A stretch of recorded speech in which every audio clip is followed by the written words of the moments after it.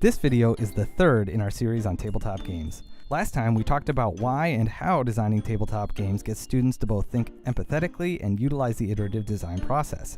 This time we're talking about creative compromise and making hard decisions.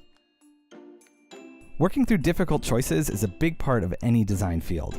It's easy to get attached to a creative idea, but being a good designer means being able to let go of one idea for another that works better, even if you really like it. This requires a lot of thought and collaboration within groups as they debate the direction of their game. Sometimes an entire set of ideas just won't function despite a great concept. In one case, after many long and in-depth conversations, a group decided to scrap an entire game idea that just was not working 6 weeks into the course. This wound up being a valuable experience for the students as they were able to put their initial attachments aside and create a new game with the knowledge they gained from their first attempt. In the real world, knowing how to put aside biases and really evaluate a decision is a valuable skill, and tabletop highlights the importance of this as students design for other people with other ideas of fun. Game design is a broad topic and really takes shape depending on the unique students who are engaging in it.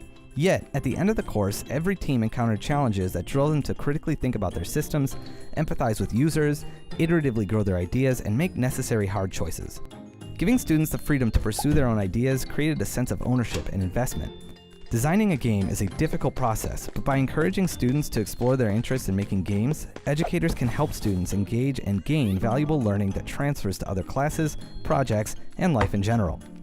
We hope you liked this video, and if you have any interest in trying out tabletop game design with your students or in your school, check out the links below in the description for a resource list and contact information for us.